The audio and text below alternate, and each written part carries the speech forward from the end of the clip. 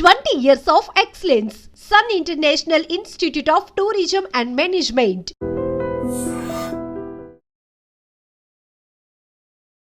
నమస్తే, welcome back to iDream media. నేను మీ ఝాన్సీ. సో ఈరోజు మనతో ఉన్న guest AMFI registered mutual fund distributor, అలాగే ఏఎఫ్ డిస్ట్రిబ్యూటర్ కూడా. సో సల్మాన్ గారు మనతో ఉన్నారు. స్టాక్ మార్కెట్ రిలేటెడ్ ఉన్న అపోహలను క్లియర్ చేసుకునే ప్రయత్నం చేద్దాం. నమస్తే సార్, ఎలా ఉన్నారు? నమస్తే అమ్మ ఝాన్సీ, దేవుని దయలో బాగున్నానమ్మా. స్టాక్ మార్కెట్ అనేది గ్యాంబ్లింగా? ఈ క్వశ్చన్కి ఆన్సర్ కావాలి నాకు. Super direct question. చూడమ్మా, స్టాక్ మార్కెట్ తెలియకుండా చేస్తే, నాలెడ్జ్ లేకుండా చేస్తే, ట్రేడింగ్ చేస్తే డబ్బులు పోతాయి. వాళ్ళందరూ గ్యాంబ్లింగ్ అని అనుకుంటారు. యాక్చువల్లీ గ్యాంబ్లింగ్ కదా. స్టాక్ మార్కెట్ అనేది వెరీ గుడ్. కంపెనీస్లో ఓనర్షిప్ ఇచ్చేది స్టాక్ మార్కెట్. నాలెడ్జ్ లేకుండా మీరు ట్రేడింగ్ చేసిన, ఇంట్రాడే చేసిన గ్యాంబ్లింగే.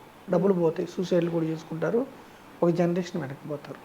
కానీ ఒక నాలెడ్జ్తో మీరు కంపెనీస్లో ఓనర్షిప్ తీసుకుంటే స్టాక్ మార్కెట్ అనేది మంచి లాభాలు తెచ్చిపెట్టే ఒక ఆయుధం. ఇప్పుడు స్టాక్ మార్కెట్లో ఇన్వెస్ట్మెంట్ చేస్తే నా డబ్బులు పోతాయా? ఇన్వెస్ట్మెంట్స్ చేసినప్పుడు ప్రాఫిట్స్ వస్తాయా? స్టాక్ మార్కెట్లో అమ్మ గ్యారంటీ రిటర్న్స్ ఉండవు. పోవచ్చు, రావచ్చు. ఓకేనమ్మా. ఇప్పుడు స్టాక్ మార్కెట్లో స్టాక్ మార్కెట్ అంటే కంపెనీస్ యొక్క స్టాక్స్ కొనుక్కునే మార్కెట్ని స్టాక్ మార్కెట్ అంటారు. అంటే కంపెనీస్లో మీరు ఓనర్షిప్ తీసుకోవచ్చు. అయితే అమ్మా, మీరు ఓనర్షిప్ తీసుకున్న కంపెనీస్ లాభాలు బాగా వస్తుంటే మీ స్టాక్ వాల్యూ పెరుగుతూ ఉంటుంది, మీకు లాభాలు వస్తాయి. ఓకే. మీరు ఓనర్షిప్ తీసుకున్న కంపెనీస్కి నష్టాలు వస్తూ ఉంటే మీ స్టాక్ వాల్యూ పడిపోతుంది, దివాళా కూడా తీస్తుంది. అంటే కొన్ని కంపెనీస్ షేర్లు జీరో అయిన ఉన్నాయి, కొన్ని కంపెనీల షేర్లు ఒక 10 ఏళ్ళు 15 ఏళ్ళు పెరగకుండా ఉన్న షేర్లు కూడా ఉన్నాయి. అంటే కంపెనీస్లో స్టాక్ మార్కెట్లో లాభాలు వస్తాయంటే మీరు తీసుకున్న కంపెనీస్ బాగా వృద్ధి చెందితే మీకు లాభాలు వస్తాయి. ఓకే. మీరు తీసుకున్న కంపెనీస్ లాభాలు లేకుండా ఉంటే, ఎప్పుడు కూడా కంపెనీస్కి లాభాలు వస్తేనే డిమాండ్ అండ్ సప్లై, ప్రజలు ఆ కంపెనీస్లో షేర్లు కొనడానికి ఇష్టపడతారు. డిమాండ్ పెరుగుతుంది కాబట్టి ఆ షేర్ వాల్యూ పెరుగుతుంది. సో మీరు తీసుకున్న కంపెనీస్కి లాభాలు సరిగా లేకపోతే దీర్ఘకాలంలో నష్టాలు వస్తాయి. అంటే స్టాక్ మార్కెట్లో లాభాలు రావచ్చు, రాకపోవచ్చు. ఓకే. స్టాక్స్ అలాగే ఈక్విటీ మ్యూచువల్ ఫండ్స్, ఈ రెండు ఒకటేనా? మంచి క్వశ్చన్ అడిగావమ్మా ఝాన్సీ. ఇప్పుడు చూడండి, స్టాక్స్ అంటే ఏమిటి? కంపెనీస్లో ఓనర్షిప్. అంటే డైరెక్ట్గా ఇన్వెస్టరు అతనే డిమాట్ అకౌంట్ తీసుకొని కంపెనీస్లో స్టాక్స్ కొనుక్కుంటే దాన్ని స్టాక్స్ అంటారు.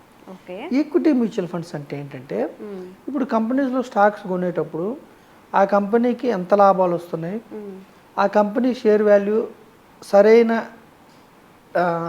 రేట్లో ట్రేడ్ అవుతుందా లేదా, లేదంటే ఆర్డర్స్ ఎలా ఉన్నాయి, ఎంతకాలం అయింది ఆ కంపెనీ పెట్టి, ఏ రంగంలో ఉంది, దాని కాంపిటీషన్ ఎలా ఉంది, వృద్ధి భవిష్యత్తులో ఏ విధంగా ఉంటుంది, ఇవన్నీ ఒక ఇండివిజువల్ వ్యక్తి, ఒక ఇండివిజువల్ ఇన్వెస్టరు తెలుసుకోవాలంటే కొంచెం చాలా సమయం కేటాయించాల్సి ఉంటుంది.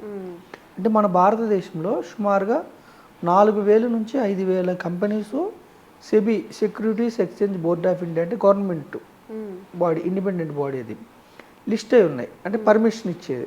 సో 4 నుంచి 5,000 కంపెనీస్ని రీసెర్చ్ చేసి ఒక 10 కంపెనీలు, ఒక 5 కంపెనీలు, ఒక 15 కంపెనీలు పట్టుకోవాలంటే ఇండివిజువల్ ఇన్వెస్టర్కి సాధ్యమయ్యే పని కాదు.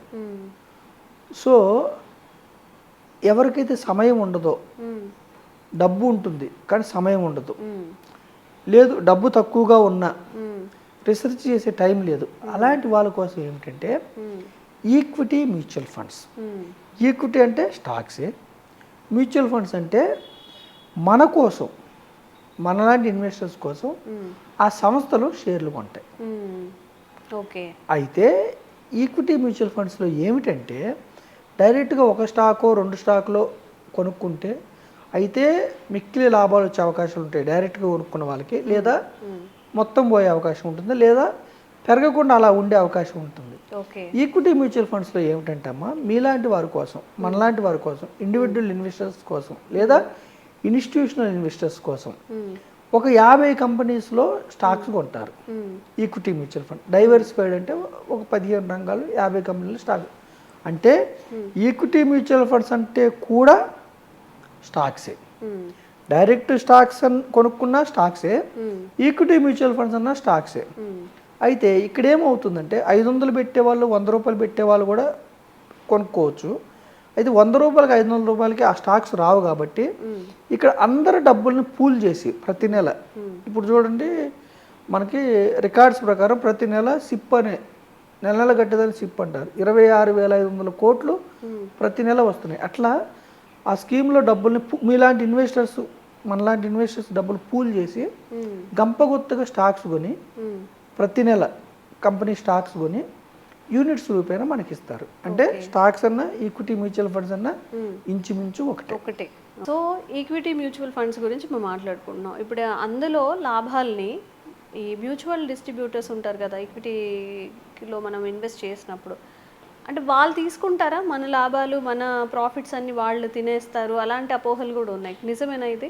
చూడమ్మా, డైరెక్ట్గా స్టాక్స్ కొనుక్కున్నారనుకోండి, లాభం వచ్చినా మీకు డిమాట్ అకౌంట్లో కనపడుతుంది, నష్టం వచ్చినా కనపడుతుంది, మీకు ట్రాన్స్పరెంట్గా ఉంటుంది. మరి ఈక్విటీ మ్యూచువల్ ఫండ్స్లో లాభాలు వస్తే ఈ లాభాలని మ్యూచువల్ ఫండ్ సంస్థలు తినేస్తాయా? ఇదొక అపోహ. లేదంటే ఈక్విటీ మ్యూచువల్ ఫండ్ లాభాలు వస్తే డిస్ట్రిబ్యూటర్స్ ఏమైనా తినేస్తారా? మధ్యలో ఉన్న వాళ్ళు ఈక్విటీ మ్యూచువల్ ఫండ్లో లాభాలు వచ్చినా మీకే ట్రాన్స్ఫర్ చేస్తారు, నష్టాలు వచ్చినా ట్రాన్స్ఫర్ చేస్తారు. యాజ్ ఇట్ ఈజ్ ప్రతిరోజు మీకోసం కొన్న స్టాక్స్ పెరిగితే మీకు డబ్బు పెరుగుతుంది, మీకోసం కొన్న స్టాక్స్ తగ్గితే మీకు డబ్బు తగ్గుతుంది. మరి అప్పుడు మ్యూచువల్ ఫండ్ సంస్థలు ఏమైనా చారిటీ చేస్తున్నాయా? మ్యూచువల్ ఫండ్ సంస్థలు చారిటీ చేయట్లేదు. వాళ్ళు కూడా ఎక్స్పెన్స్ రేషియో, సెబీ రూల్స్ ప్రకారం ప్రతి మ్యూచువల్ ఫండ్ సంస్థ ఎక్స్పెన్స్ రేషియో తీసుకోవాలి. ఉదాహరణకు అర్థం అవటానికి చెప్తున్నా, ఒక 2% ఉందనుకోండి అమ్మ, అంటే 100కి 2 రూపాయలు, సంవత్సరానికి 100కి 2 రూపాయలు తీసుకోవాలి. ఆ స్కీమ్ 1000 కోట్లు అనుకోండి, 1000 కోట్లు మీద 2% తీసుకోవాలి. ఆ స్కీమ్ 10,000 కోట్లు అనుకోండి, 10,000 కోట్ల మీద 2%. అంటే 2% 100కి 2 రూపాయలు తీసుకొని 365 ఆర్ 366 అంటే సంవత్సరానికి ఎన్ని రోజులు, 2 రోజులు డివైడెడ్ బై వేసి ప్రతిరోజు ఎక్స్పెన్స్ రేషియో తీసుకున్న తర్వాత మాత్రమే, అంటే లయబిలిటీస్ ఖర్చులు తీసుకున్న తర్వాత మాత్రమే లెక్కిస్తారు.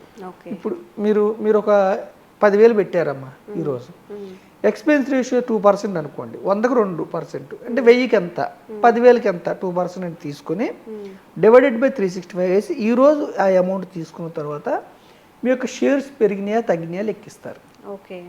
అంటే పెరిగితే యాజ్ ఇట్ ఈజ్గా ఆ ఎక్స్పెన్స్ రేషియో మాత్రమే తీసుకోవాలి, యాజ్ ఇట్ ఈజ్గా మీకు ట్రాన్స్ఫర్ చేస్తారు.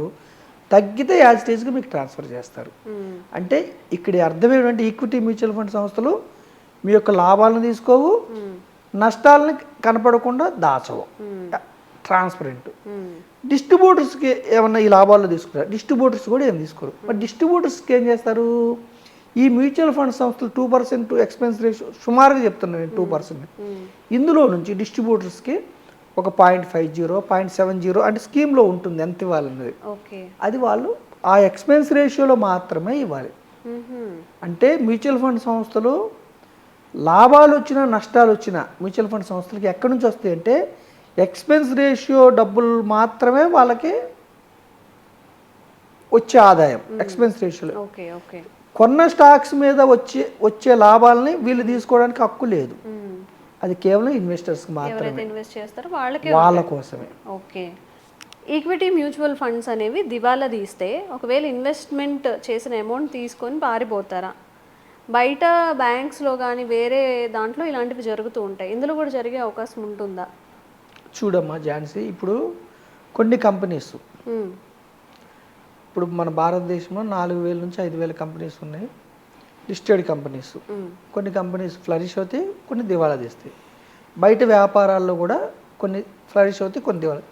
నాకు మీరు అడిగిన క్వశ్చన్ ఏం అర్థమైందంటే ఈక్విటీ మ్యూచువల్ ఫండ్ సంస్థలకు కూడా గ్యారంటీగా లాభాలు రావాలని లేదు. ఒకవేళ నష్టాలు వస్తే మరి ఇన్వెస్టర్స్ కోసం కొన్న స్టాక్స్ డబ్బుల్ని తీసుకొని పారిపోతారా అని మీరు అంటున్నారు, అంతే కదా? చూడన్నమ్మా, ఇన్వెస్టర్స్ కోసం కొన్న స్టాక్స్ని ఈక్విటీ మ్యూచువల్ ఫండ్ సంస్థలు వాడుకోవడానికి అధికారం లేదు. ఇన్వెస్టర్స్ కోసం స్కీమ్ కోసం కొన్న స్టాక్స్ లాభాలు వస్తే ఇన్వెస్టర్స్కే ట్రాన్స్ఫర్ చేయాలి, నష్టాలు వచ్చినా ఇన్వెస్టర్స్కే.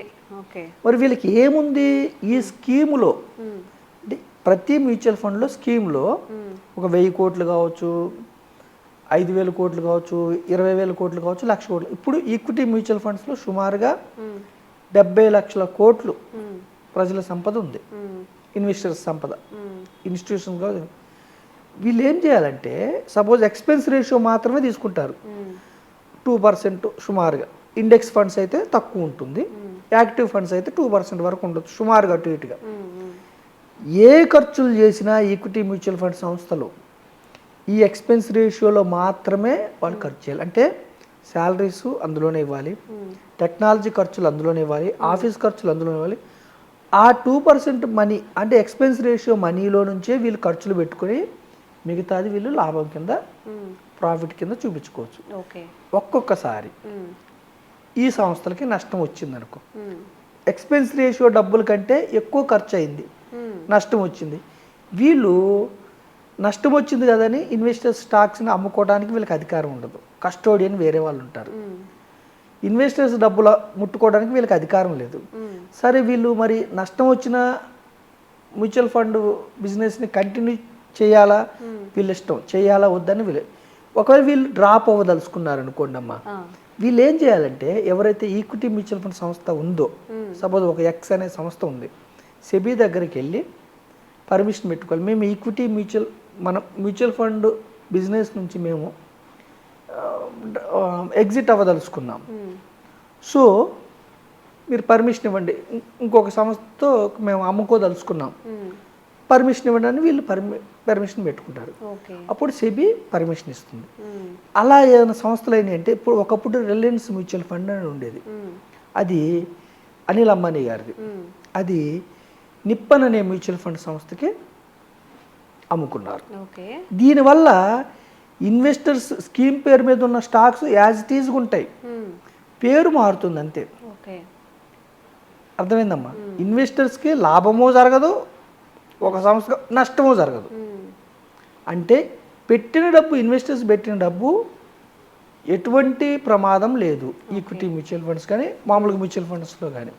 అలాగే L&T మ్యూచువల్ ఫండ్ ఉండేది, వాళ్ళు HSBCకి అమ్ముకున్నారు, మెర్జ్ అయ్యారు, లేదా అమ్ముకోవడం.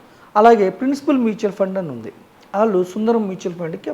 అంటే ఈక్విటీ మ్యూచువల్ ఫండ్స్లో, అంటే మ్యూచువల్ ఫండ్స్లలో నష్టం వస్తుంది కదా అనే సంస్థలు ఇన్వెస్టర్స్ డబ్బులు తీసుకొని పారిపోయే అవకాశం లేదు. సో మ్యూచువల్ ఫండ్ ఇన్వెస్ట్మెంట్స్ అనేది సేఫెస్ట్ హెవెన్. అయితే మ్యూచువల్ ఫండ్స్లో ఇన్వెస్టర్ రిటర్న్స్ గ్యారంటీ కాదు. ఇన్వెస్టర్స్ స్టాక్స్ పెరిగితే మీ డబ్బు పెరుగుతుంది, ఇన్వెస్టర్స్ కోసం కొన్న స్టాక్స్ డౌన్ అయితే మీ డబ్బు తగ్గుతుంది, అది రిస్క్. అయితే సంస్థలు మీ డబ్బు తీసుకొని పారిపోవు, డబ్బు జీరో కాదు, కానీ అప్ అండ్ డౌన్స్ ఉంటాయి. ఈక్విటీ మ్యూచువల్ ఫండ్స్ అంటే మీకోసం స్టాక్స్ కొనటమే, స్టాక్ మార్కెట్లో స్టాక్స్ కొనటమే. ఈక్విటీ మ్యూచువల్ ఫండ్లోకి వస్తే పేద వ్యక్తి, మధ్యతరగతి వ్యక్తి, ధనవంతుడైనా సరే 50 నుంచి 70 కంపెనీస్లో మీరు పార్ట్ ఓనర్ అవుతారు. లాంగ్ పీరియడ్లో ఈక్విటీ మ్యూచువల్ ఫండ్స్లో ధనం సమకూరుతుంది. సో ఈ అపోహలు, ఈ నిజాలు ప్రజలు గ్రహించమని నేను మీ ద్వారా చెప్తున్నాను. ఓకే.